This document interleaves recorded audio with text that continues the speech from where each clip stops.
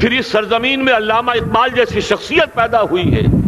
یہ ساری چیزیں جو ہے یہ در حقیقت اشارہ کر رہی ہیں کہ یہ ملک مشیت ایزدی کے کسی طویل سلسلے کی ایک کڑی ہے.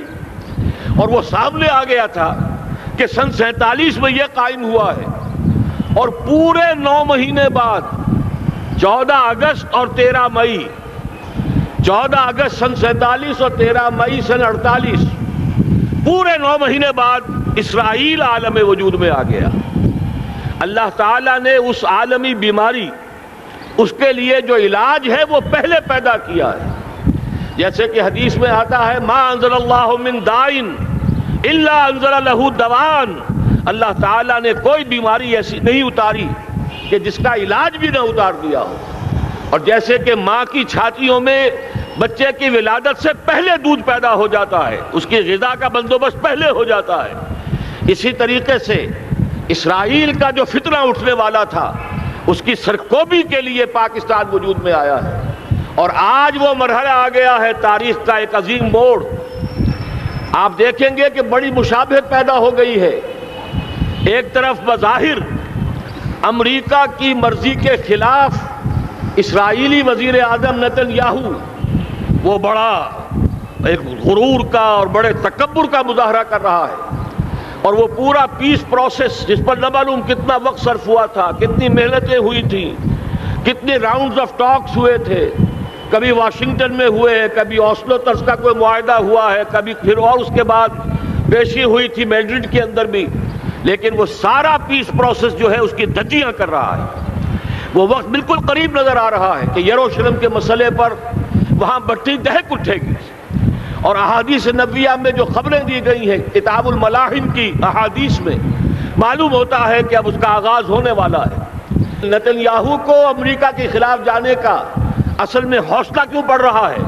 اس لیے کہ اسے معلوم ہے کہ فرنگ کی رگیں جہاں پنجہ یہود میں ہے، چاہے کلنٹن ہو یا کلنٹن کا باپ ہو، یہودی لابی وہاں کی اتنی مضبوط ہے، کانگریس میں اور سینٹ میں ان کا اتنا اثر ہے کہ کوئی بھی وہاں شخص بڑے سے بڑا طاقتور اور بڑے سے بڑا اختیارات کا حامل اسرائیل کی مرضی کے خلاف نہیں جا سکتا.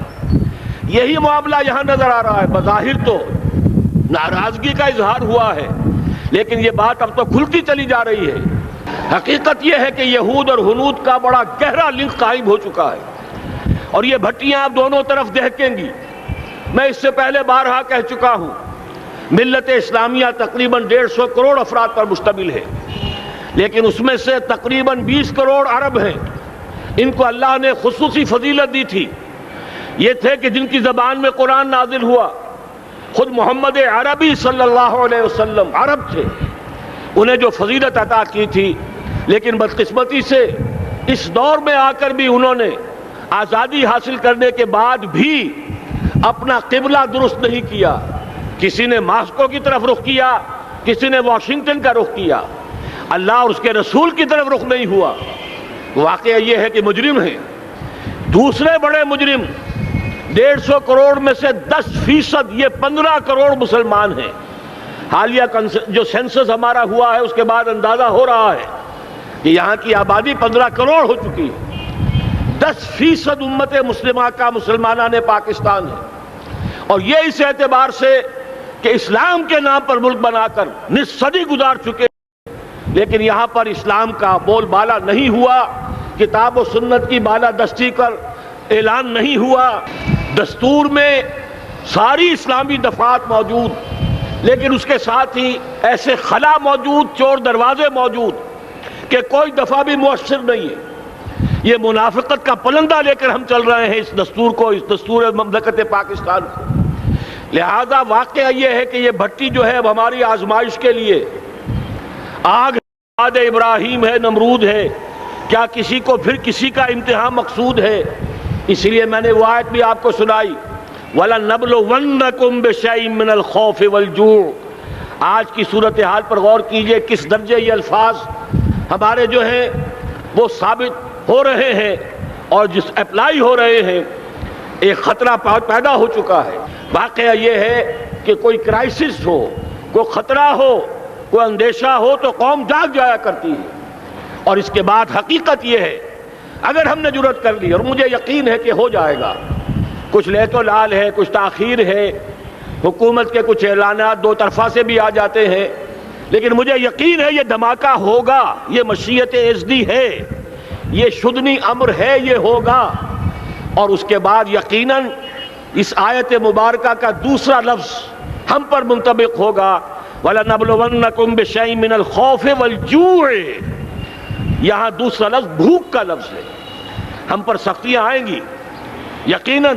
الکفر ملت واحدہ، پوری دنیا امریکہ کی زیر سرپرستی ہمارے خلاف کھڑی ہوگی، ہمارے اوپر پابندیاں لگیں گی، لیکن شاید ہمارے جذبہ ایمانی کو بیدار کرنے کے لیے اللہ تعالیٰ اسی کو ذریعہ بنا دے، اور پھر اس کے ذریعے سے پورے عالم اسلام میں عوامی سطح پر جو ہمدردی پیدا ہوگی پاکستان کے ساتھ، اس کے آثار شروع ہو گئے ہیں۔ کبھی قطر کی طرف سے خبر آ رہی ہے، کبھی الاحرام کا جو ہے وہاں بات سامنے آ رہی ہے۔ معلوم ہو رہا ہے کہ جو بھی پبلک اوپینین ہے پورے عالم اسلام میں، اس کی وجہ کیا ہے؟ میں نے اپنے پچھلے جمعے کے خطاب میں عرض کیا تھا کہ جیسے پاکستان سلطنت خداداد پاکستان ہے، ایسے ہی اس کی ایٹمی صلاحیت یہ بھی خداداد ہے، اللہ نے چھپر پھاڑ کر ہمیں دی ہے۔ ایسا نہیں تھا کہ ہم نے لیبارٹریاں بنائی ہوں، ہمارے سینکڑوں اور ہزاروں سائنسدان ریسرچ میں لگے ہوئے ہوں، نہیں، اچانک اللہ تعالیٰ کی طرف سے ہمیں ایک نعمت غیر مترقبہ عطا ہو گئی ڈاکٹر عبدالقدیر کی شکل میں۔ پھر نہ معلوم کس کس ذریعے سے اس پروگرام کو آگے بڑھانے کے لیے جن پرزوں کی ضرورت تھی، کس کس ذریعے سے وہ پرزے یہاں پہنچے ہیں۔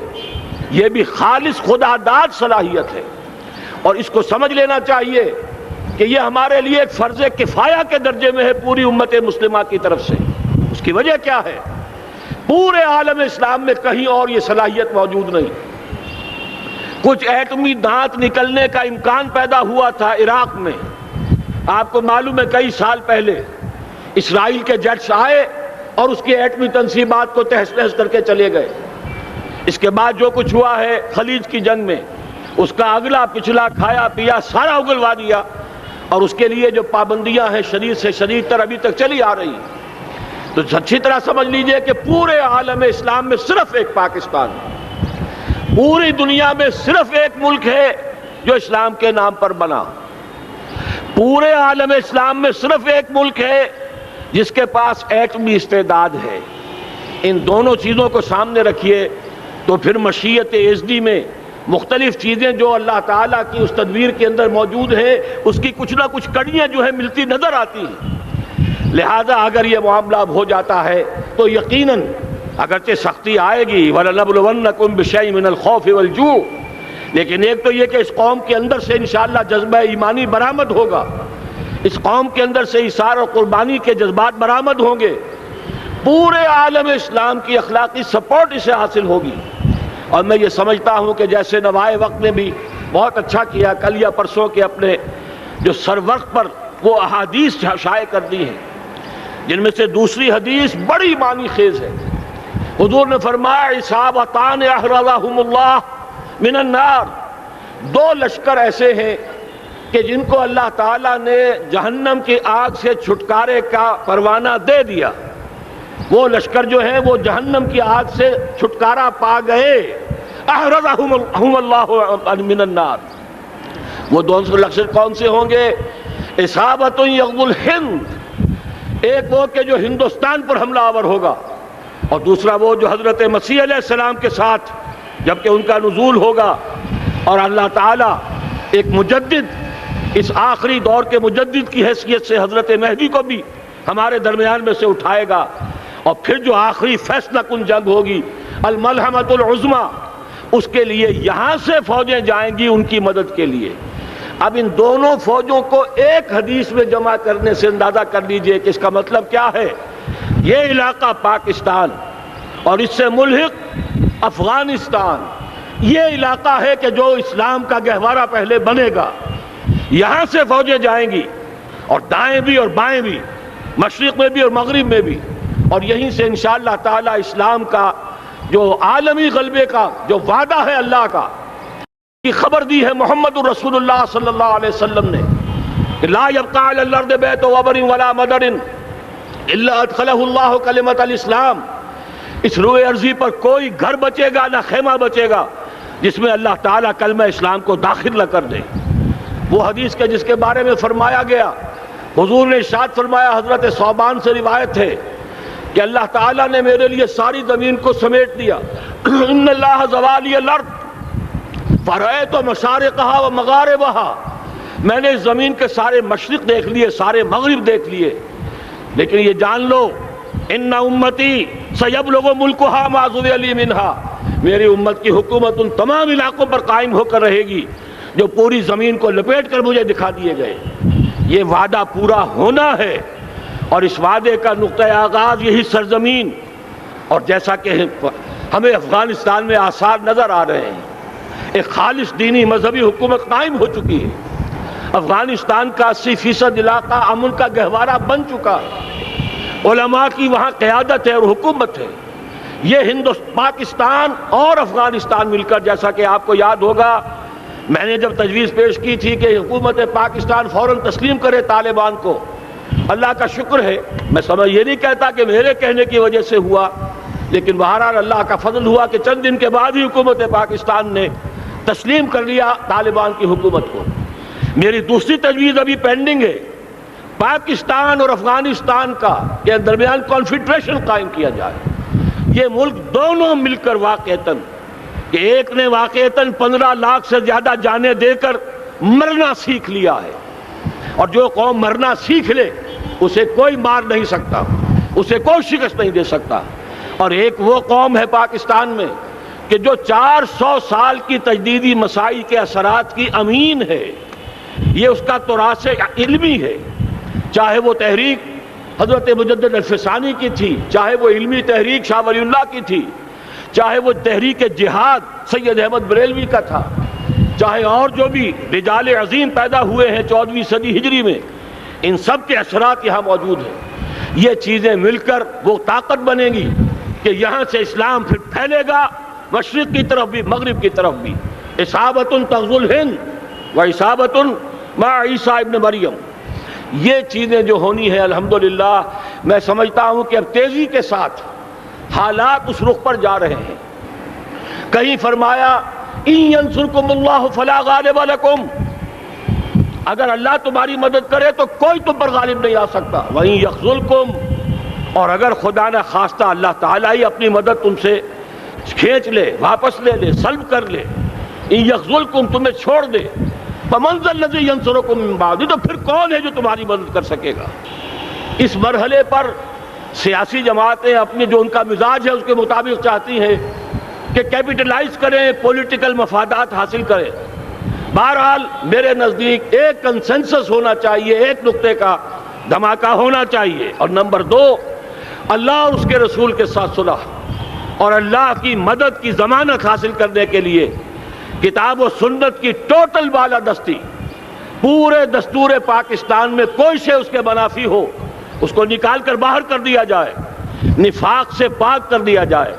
جیسے دعا ہے اللہم ربنا طہر قلوبنا من النفاق، اسی طرح دعا مانگیے کہ اللہ ہمارے ملک کے دستور کو نفاق سے پاک کر دے، اور وہ ساری ترامیم جن کا کہ ہم نے ایک مہم بھی چلائی تھی، وہ ترامیم جس کا تقریباً وعدہ کیا تھا نواز شریف صاحب نے، جس کے لیے 2 مرتبہ ایک محفل میں کہا تھا راجہ ظفر الحق صاحب سے کہ راجہ صاحب پھر تیاری کیجئے اور دستور کی ترمیم کا بل تیار کیجئے، لیکن یہ کہ معلوم ہوتا ہے کوئی بڑا ہاتھ ایسا تھا جس نے روک دیا ہے۔ یہی ہاتھ ہے جو آج ہمیں ایٹمی دھماکہ کرنے سے روک رہا ہے۔ ہمیں چاہیے کہ یہ دونوں دھماکے بیک وقت کریں، اور ان دونوں دھماکوں کے بعد پھر چاہے دنیا کی کوئی طاقت ہماری دشمن بن جائے، ہمارے لیے اللہ تعالیٰ کی مدد و نصرت ہوگی۔ وَلَنَبْلُوَنَّكُمْ بِشَيْءٍ مِّنَ الْخَوْفِ وَالْجُوعِ وَنَقْصٍ مِّنَ الْأَمْوَالِ وَالْأَنفُسِ وَالثَّمَرَاتِ وَبَشِّرِ الصَّابِرِينَ الَّذِينَ إِذَا أَصَابَتْهُم مُّصِيبَةٌ قَالُوا إِنَّا لِلَّهِ وَإِنَّا إِلَيْهِ رَاجِعُونَ۔ تو قوم انشاءاللہ تعالی، میں یہ سوچا کرتا تھا قوم مردہ ہے، بے حس ہو چکی ہے، دین سے عام طور پر بیزاری پیدا ہوتی جا رہی ہے، جو ہمارے دینی قیادت ہے اس سے بھی لوگوں کے اندر مایوسی پیدا ہو رہی ہے۔ کیسے ہوگا؟ میں نے بارہا کہا جب میں یہ شواہد دیکھتا ہوں جو حدیث میں ہے، جس کی خبریں دی گئی ہیں، 400 سال کی تاریخ دیکھتا ہوں، تو مجھے پاکستان کا مستقبل بہت شاندار نظر آتا ہے۔ یہ تو مشیت ایزدی میں کسی بہت اہم رول کو پلے کرنے کے لیے قائم ہوا ہے۔